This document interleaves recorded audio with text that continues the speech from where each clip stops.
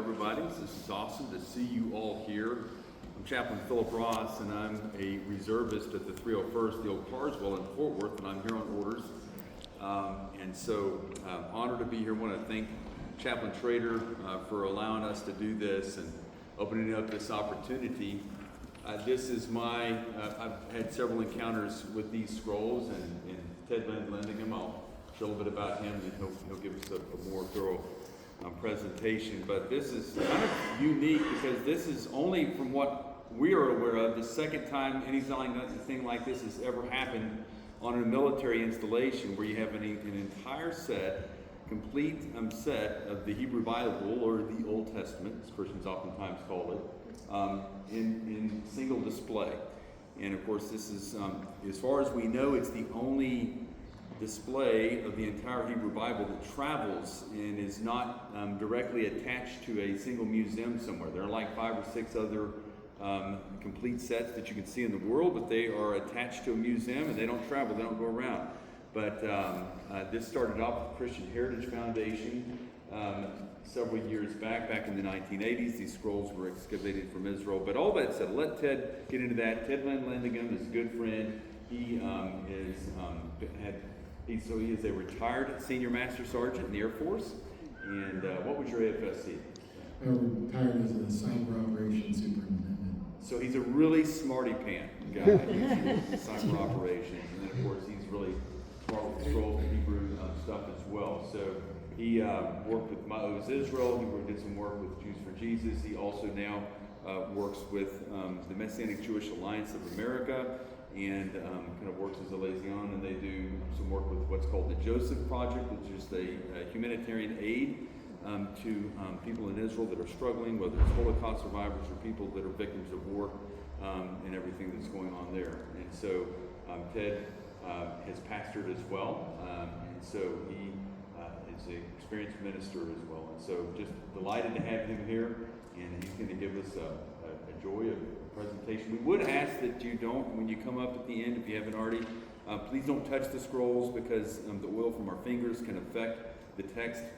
So we don't want to damage them of any kind. So if you could, you can certainly come up and take pictures. You can have your pictures taken in front of them, but we would just ask that you not touch the scrolls if you can, and don't bring any water or drinks up to the scrolls. So that's kind of the main housekeeping items on that. But let's enjoy it. So thank you, Ted.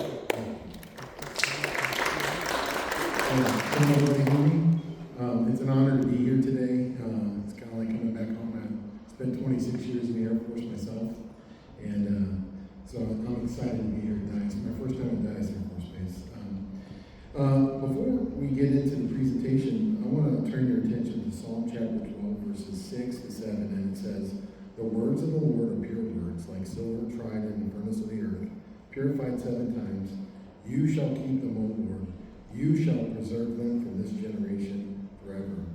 And so there's this sense from the reading of the scripture that the Lord himself is the one who is the steward of his word from generation to generation. As Chaplain Ross mentioned, these were part of the Ancient Hebrew Scroll Project, which was an organization out of Cleveland, Texas, that existed for about 40 years. It closed down last year. And these scrolls now are a part of a museum collection, and the museum graciously allowed us to bring these here today. One of the things I'll tell you about this set of scrolls that's unique, it's not so much just the age of some of the scrolls that are here, but the uniqueness is it's a complete, what we call Tanakh in Hebrew, or Old Testament in Christian terms. There's only 5 known complete sets of the Old Testament ancient scroll form on the planet. This is the only one available for the public to view in the world. The Vatican has 3 sets. There's a private collection in Katy, Texas, in this set. Israel, the nation of Israel, does not have a complete set in ancient scroll form. And this collection was actually invited by the Museum of the Bible in Washington, D.C. to come for 3 months, because they don't have a complete Old Testament in ancient scroll form. So what's here before you today is really a rare international treasure, and it's our great honor to be invited here and to share these with you. And so what I want to do is just tell you a little bit about biblical scrolls, how they were made, the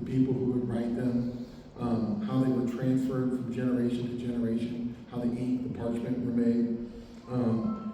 This will be about a 30-minute or so presentation, and we'll have an opportunity for a few questions. And then we're going to be doing another one We'll do another one at 6 o'clock at 1800. at 1800 will be a repeat of the same presentation. This scroll collection was put together. A couple named Walter and Marion Mize. Walter was a very successful businessman. Most of the first Walmarts were built by him.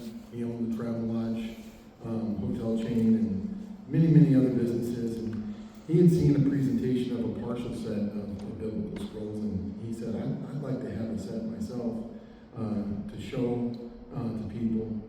And he was told that was impossible. And the thing about Walter is he said, God and me and God, we both love that word, impossible. And so they set out to pull together a collection, and they were able to.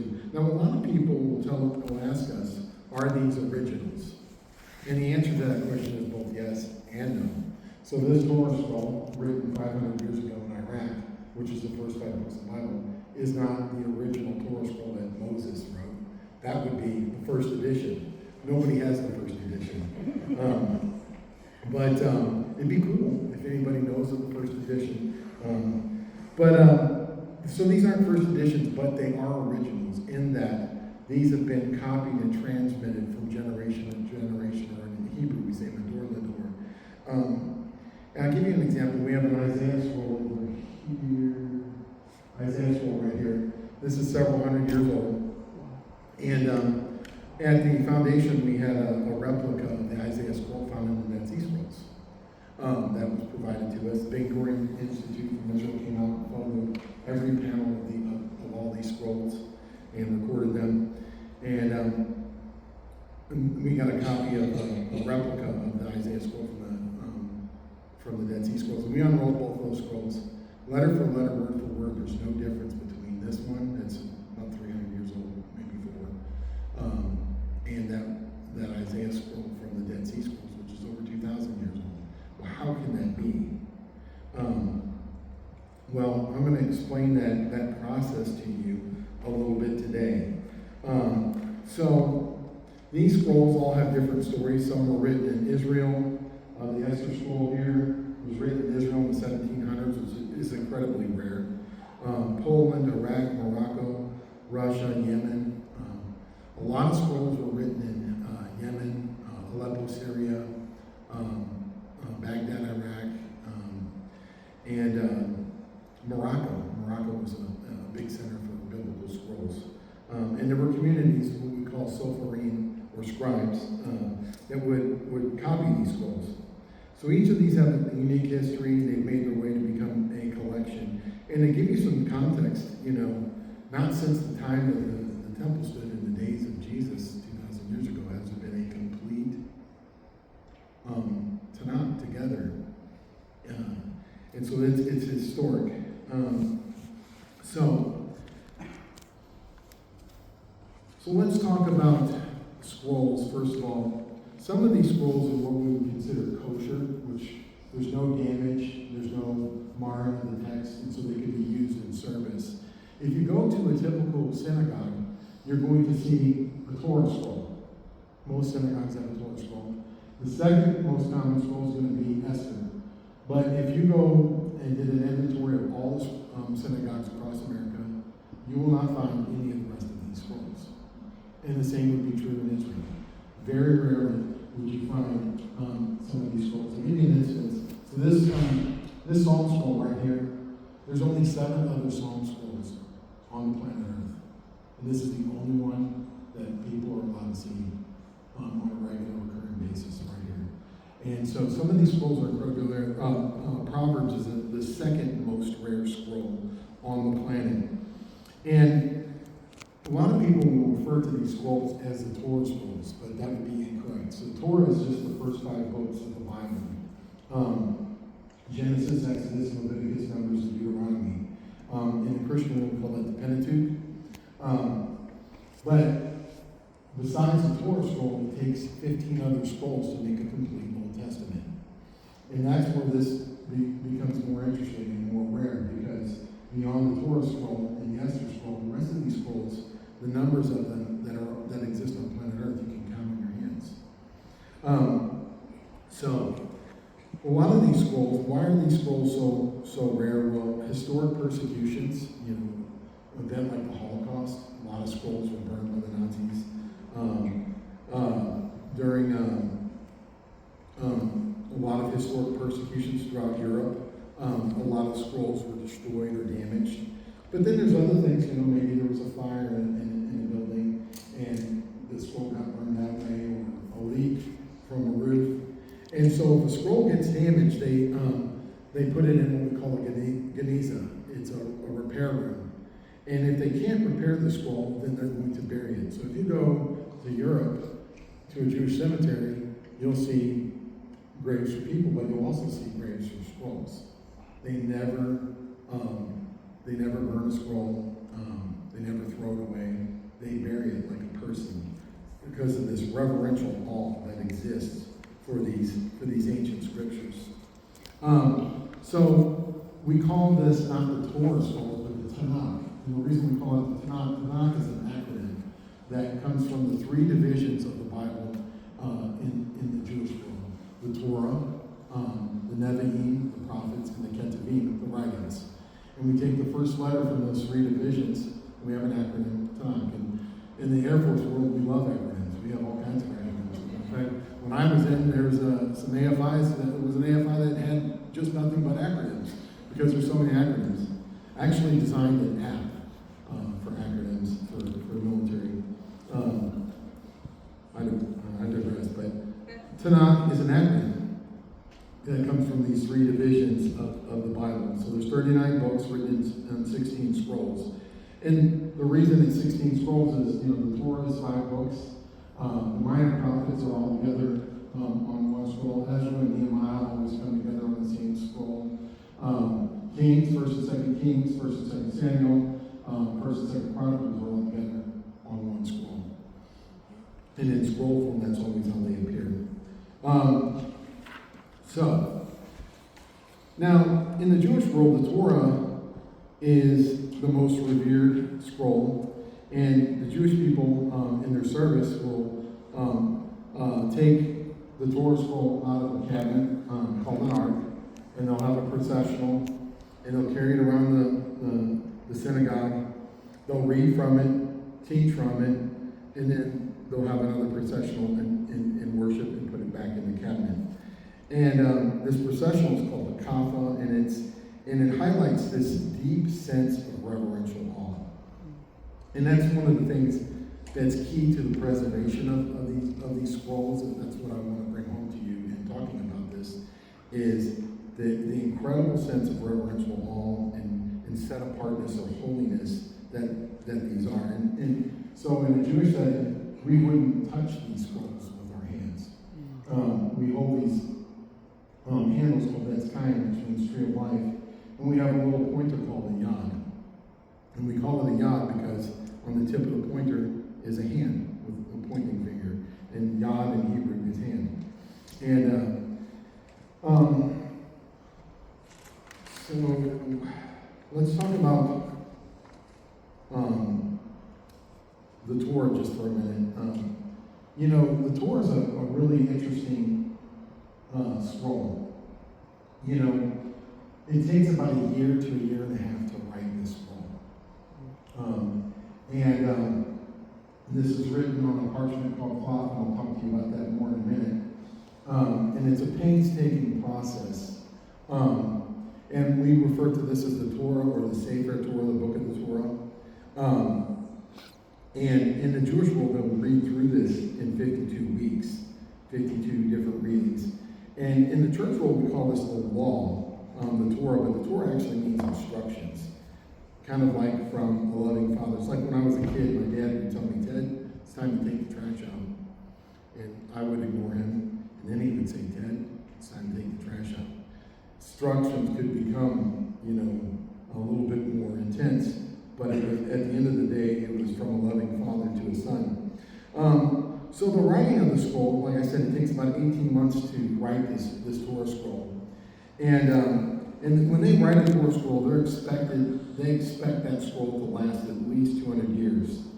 Every letter is written by hand. Every detail is checked, rechecked, and checked again. There's special rules for writing the name of God. So when they come to the name of God in the text, they're going to be copying from an older text. So when this scroll was written 500 years ago, they were copying from an older text. And every time they came across the name of God, the sofer or the scribe would stop. He would rise up, he would declare, I'm about to write the sacred name. And he would have to have two witnesses as he wrote it. If he made a mistake writing the name of God, it invalidated the scroll and he would have to start all over again. If he made a mistake with a regular word, he was allowed to correct it, but if he couldn't correct it, it invalidated the scroll and he would have to start all over again. You think about writing something like that for a year and a half and get to the end and your son comes in, Dad, and you mess up and you got to start all over again. I joke, but it's really an incredible process. We're going to go a little bit deeper into that. So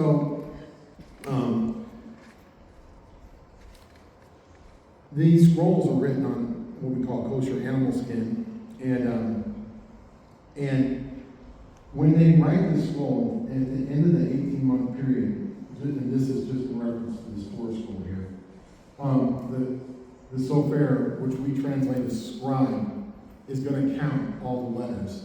And the literal translation for sofer is counter of letters.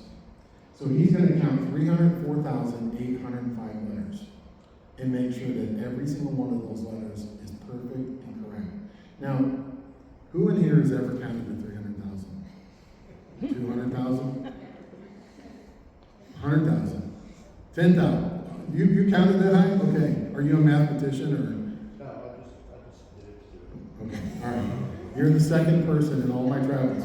So the last guy was a mathematician. So anyway, can you imagine counting the 304,805? We had a garage sale a few years ago, and we had this mountain of change. It was a really successful garage sale. I was really excited. I'm almost done counting the change, and my son Levi, he comes in, Dad, interrupts me, and I answer his silly question that really didn't need to be answered. And then I realized, oh my gosh, I forgot where I was, and I had to start all over again. They count the 304,805 letters, and they make sure every letter is correct. They're going to count from the beginning letter to the middle letter. The middle letter is always going to be a kaf, the Hebrew letter kaf. Then they're going to count from the last letter in to the middle letter, and it has to be a kaf. If it doesn't, the scroll's invalid, and they start all over again. Now, when they finish that process of the counting of letters, a second, more learned sofer is going to count the letters. And then a third sofer is going to count the letters. And what I want to tell you is no other text, sacred, historical, secular, in all of human history has been preserved with that level of care. And that's how we can get a scroll that was 2,000 years old and older that is a match for a scroll that we have that's 300 years old. Written by people who never met one another, lived in different countries. It's about this process and this care. And there's no other text. I'm not knocking anybody else out there. It's just a fact that there's no other text that's been preserved this way. It's amazing. It's incredible. And so, as I mentioned earlier, these scrolls were written on parchment called cloth, and that is kosher animal skins. All biblical scrolls are written on one of five different kosher animal skins: deer, sheep, goat, calf, or unborn calf. And you can tell the difference in some of these. This one over here is goat skin, and you can see the pattern. And what they do is, in ancient times, the sofer would actually raise the animal, process the animal, tan the hide to the outer layer, and the inside part of the outer layer is where you would write the text. So there was an incredible intimacy with the making of the parchment itself. Now, it would take more than one animal to make a scroll, especially a big scroll like the Torah scroll. And so you can see really good here, this panel is sewed to another one, and they would take this sinew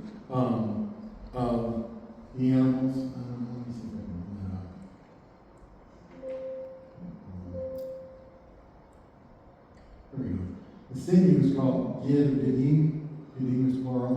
And that's what they would use to sew the panels together. This sinew thread is very tough, very durable material. So are these skins. It's one of the reasons why biblical scrolls have lasted the test of time. It's one of the reasons why they expected it to last 200 years when they wrote it. Did you know our founding fathers, when they wrote the Declaration of Independence, they wrote it on kosher animal skins using the same type of ink that Jewish scribes used to write the biblical scrolls. The reason they did that is they wanted that document to last. They used to refer to when you got your diploma as getting your sheepskin.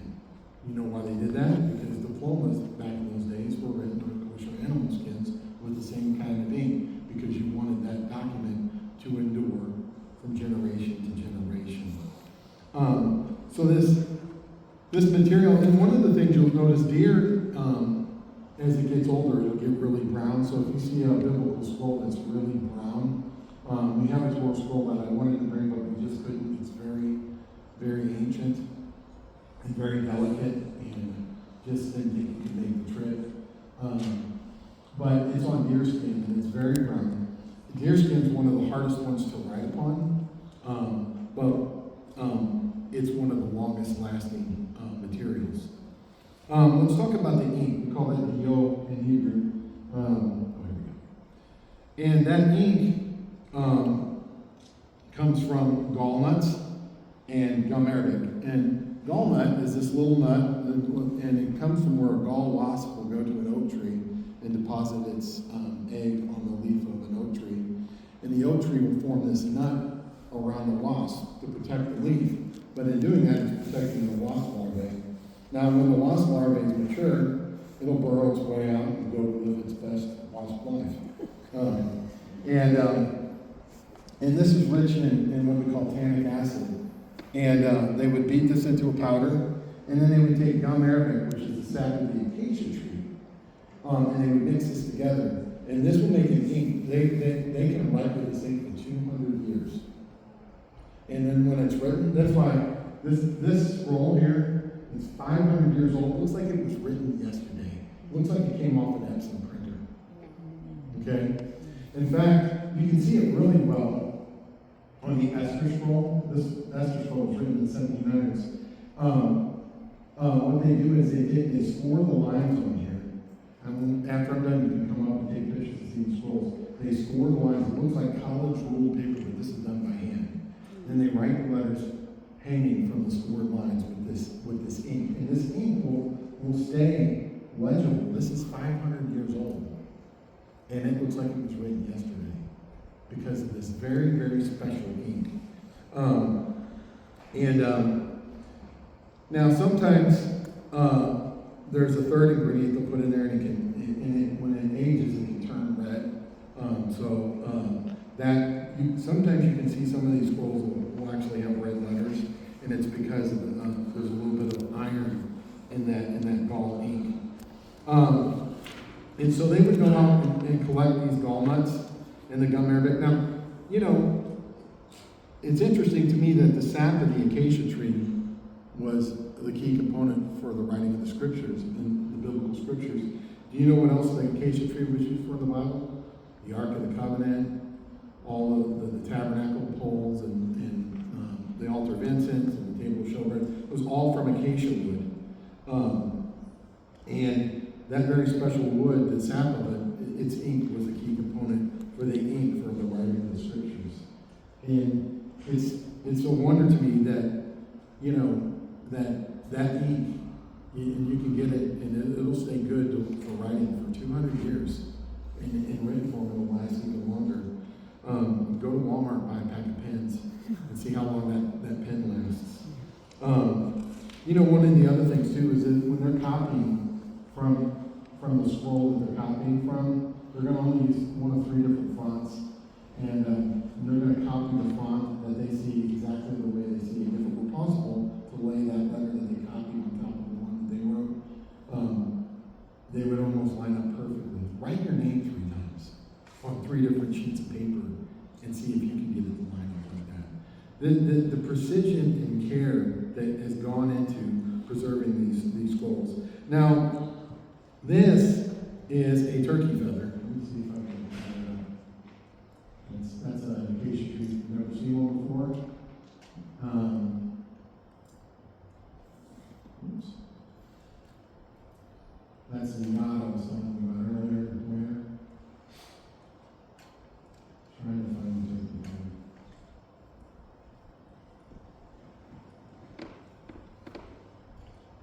Well,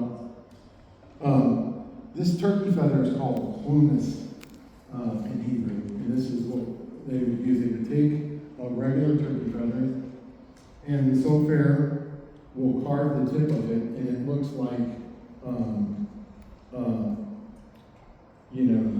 an old time, fountain pen, and so they will carve this, and then they'll put a little split in the middle here, and it'll draw the ink up into the feather, and they'll collect the feather, and they'll sharpen this, and this is called kaneh.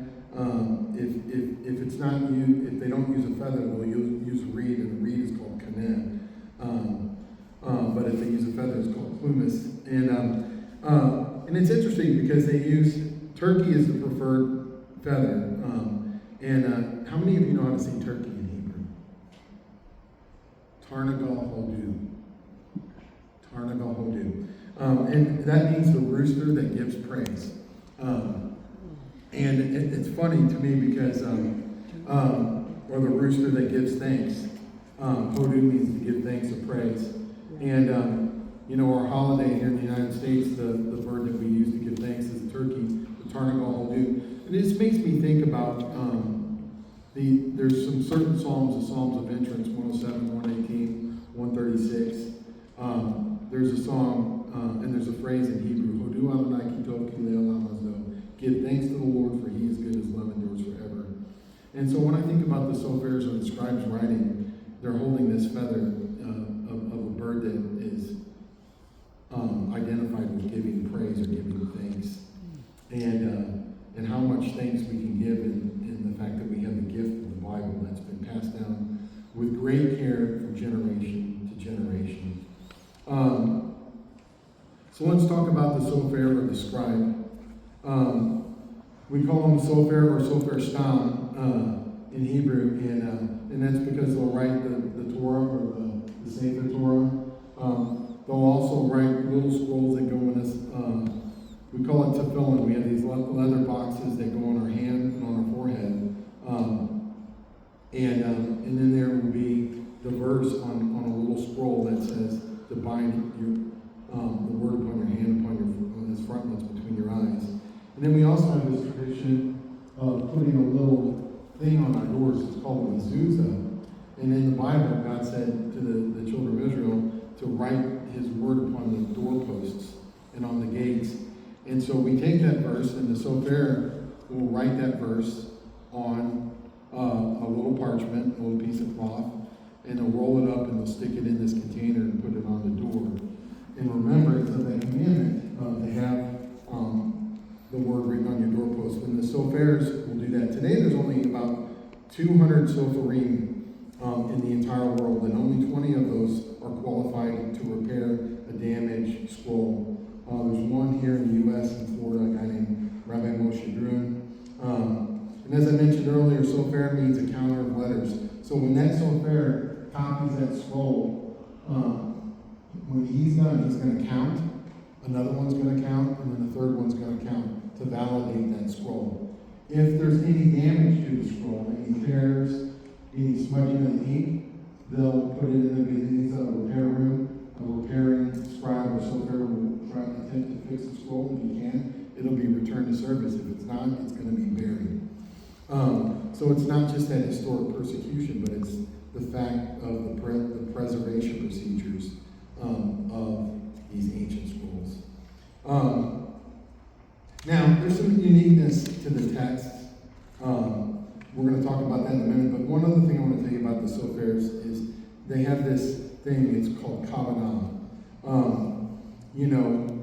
that they had to have holy intent or intentionality. It's this incredible attention to detail. And many of you here in the Air Force work in career fields that require an incredible level of intentionality. If you're turning a wrench on an aircraft working in maintenance,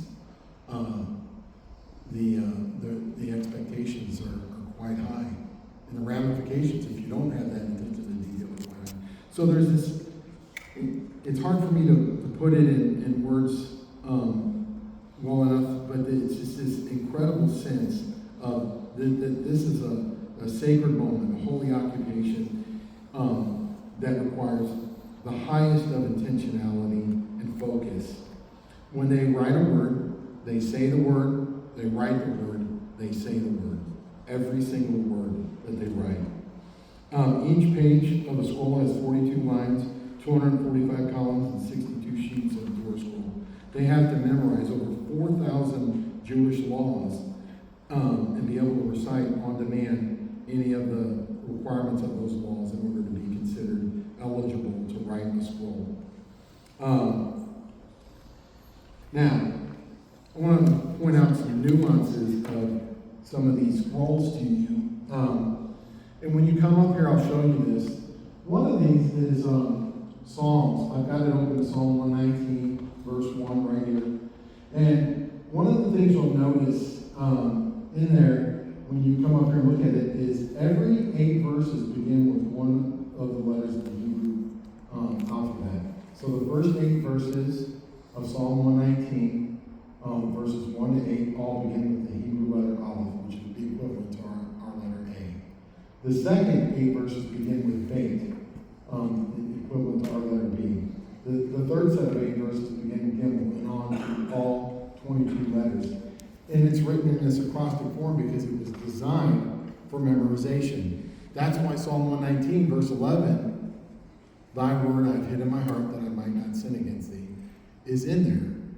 That verse about memorizing the word of God is in Psalm 119 by design, because the whole of Psalm 119, when you look at it in its native form in Hebrew, is all about memorization. And memorization is a powerful tool. You know, my wife and I were both educators. My wife still is, and we use the classical model. And we're very passionate about that. And that's a big part of memorization, but it's not just about how things are written, but we will also sing the text. And if you're familiar with the classical model of education, a lot of the subjects you'll sing, whether it's math, history, science, there's parts of it that you're going to sing, and that because that opens up a different part of your memory bank. If you think of a song from your childhood that you heard on the radio, it wasn't like you had note cards out trying to memorize the song. You just know the words. So that's another point. But Psalm 119, when you come up here, is an acrostic meant for memorization. Here's an interesting fact about the Torah scroll. I'm going to have a few more things to show you, and then we'll have some Q&A, and you can come up and look at them. The Torah scroll, the first 2 books, Genesis and Exodus, every 48 letters, the word Torah is spelled. So 48 letters will be a Tav, Vav, on, to spell out that word. Every 40, all the way through those first 2 books, every 48 letters. The middle book, Leviticus, every 49 letters, Yod He Vav He, which is the name of God, appears every 49 letters. And then the last 2 books, in reverse, every 48 letters is the word Torah. Now, that's incredible. I don't know that a person could have figured that out. Sure. You know. In Hebrew, our letters are also our numbers. And so in English, we have letters if we want to do words. If we want to count, we have different characters called numbers. But in Hebrew, our letters serve a dual purpose. They function as a number and a letter. And this is the Esther scroll. This is really interesting. And you've got the supersized font. This is Esther chapter 9, verse 7. And this is the names of the 10 sons of Haman or Haman, the villain of the book of Esther, who wanted to destroy Esther and Mordecai and all the Jewish people. And Haman built a gallows to hang Mordecai on. And then Haman and his 10 sons ended up being hung on the gallows that he built. Well, in amongst these supersized letters, you'll see this in every single Esther scroll. You'll see 3 small letters and an intentionally misshapen 4th letter. And those 4 letters equal a number, 5707. That's a Hebrew year. Right now we're in the Hebrew year 5785. Well, 5707 is a Hebrew year, and that's equivalent to the end of 1946. What happened in 1946? 10 Nazi war criminals were convicted in the Nuremberg trials, and they were hung on gallows, just like the 10 sons of Haman. And the first Nazi, Julius Strenker, who was hung at 2 in the morning, you can read this in the transcript of the Nuremberg trials. Do you know what he says before they pull the thing and hang him? He says, Purim Fest, 1946. That's the holiday from the book of Esther. Coincidence? Maybe. Maybe not. There's these nuances in the scripture and in the text, especially in the native form, that are really quite striking and incredible. There's too many for me to tell you. I could go on all night just telling you about those, but I would wear you out.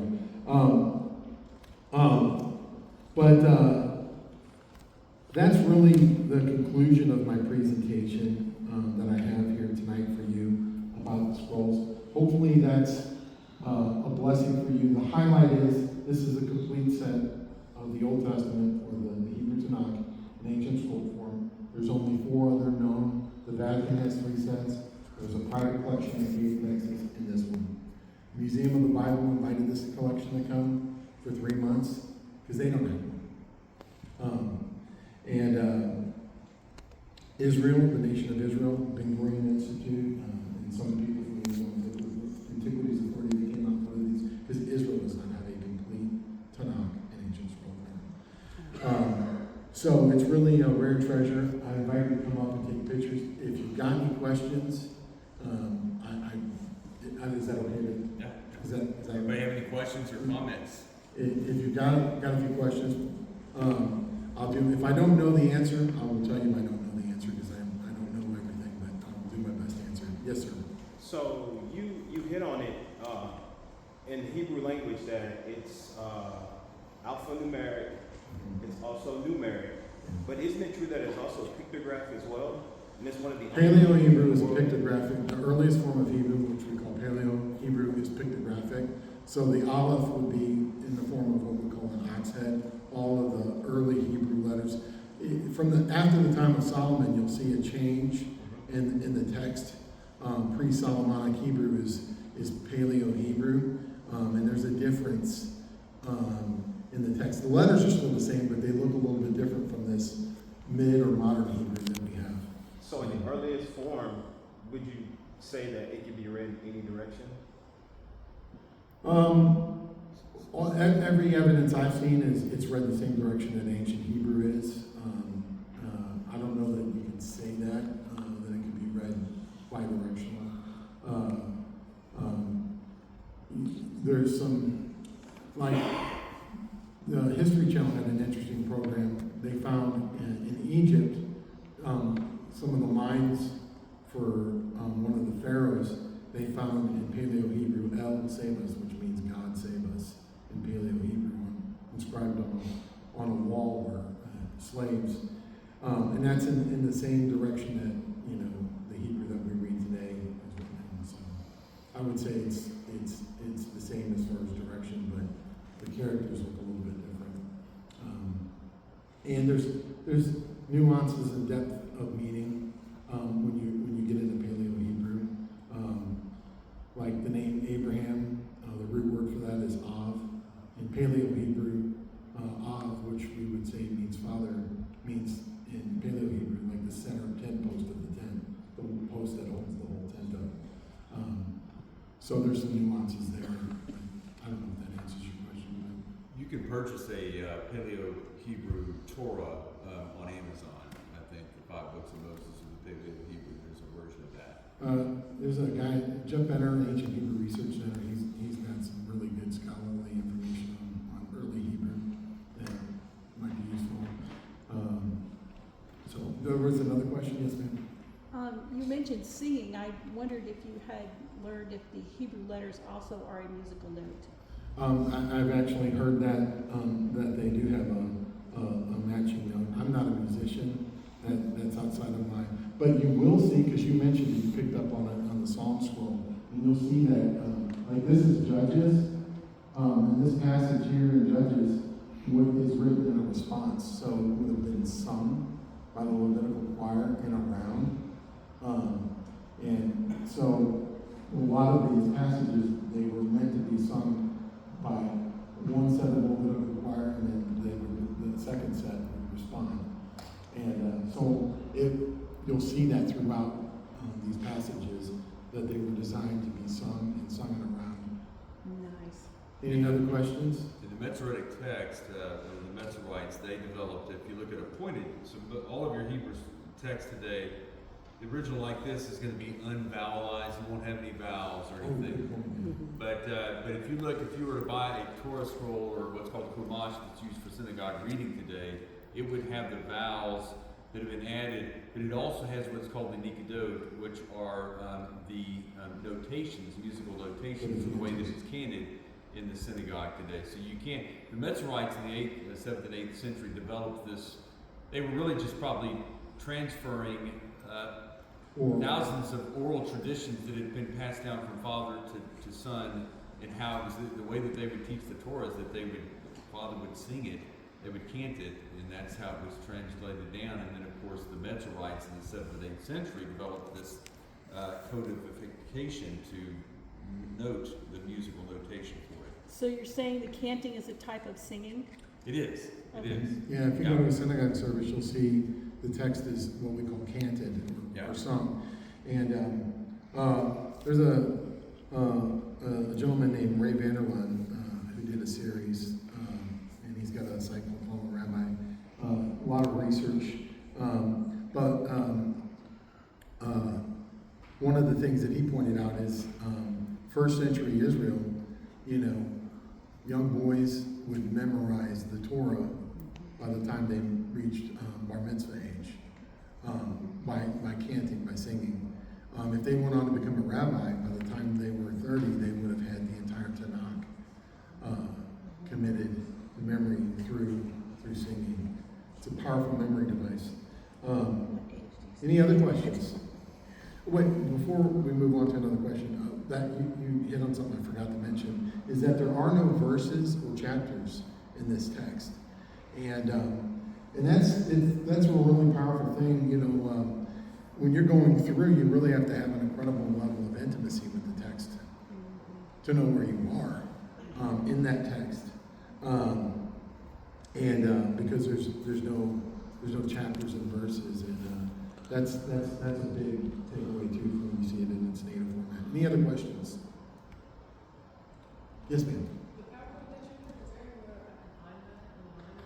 Yeah, if you want, I can send it to you, and you can get with Chaplain Ross. So I'll provide it to chaplains, and it's just pictures of some of the items that we showed here today.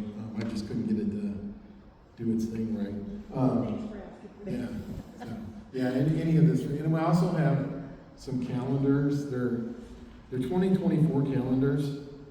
I apologize for that, but a lot of the presentation notes are in the calendar, and pictures of all the scrolls, and so you'll see quite a bit of information. And these are free if you want to take them. They're, like I said, they're 2024 calendars, but there's pictures of every single one of the scrolls and information about all of them that you can use in your own research and study. And we're happy to give them to you free is that okay?